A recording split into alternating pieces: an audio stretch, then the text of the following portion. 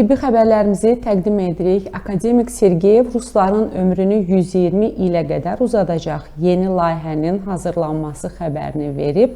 Rusiya Elmlər Akademiyasının akademiki Aleksandr Sergeyevin sözlərinə görə erkən monitorinq və profilaktik tədbirlərlə insanın aktiv ömrünü 120 ilə qədər uzatmaq mümkündür. Rusiyanın rəqəmsal sağlamlıq profili layihəsi gələcəkdə müasir marketlərdən istifadə edərək profilaktika və sağlamlıq monitorinqi yolu ilə aktiv ömrün uzadılmasına töhfə verə bilər. Akademik əlavə edib ki, xəstəliklər birdən-birə yaranmır və lazımi məlumatlarla onların başlanğıcı geciktirilə bilər. Biotibbi və rəqəmsal texnologiyalar sağlamlığı davamlı olaraq qiymətləndirmək üçün istifadə olunacaq. Bəs bu məlumatlarla xəstəliyin başlanğıcını bir şəkildə gecikdirmək mümkündürmü?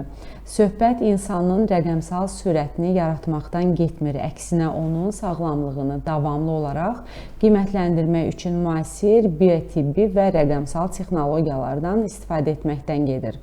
Tədqiqatlara görə təqaüdə çıxdıqdan sonraki 2 il hər kəsin həyatında ən təhlükəli ildir. Məhz bu ildə ölüm nisbəti əhəmiyyətli dərəcədə artır. Uzun ömürlük üzrə mütəxəssis Dan Buettner bunu niyə baş verdiyini izah etdi.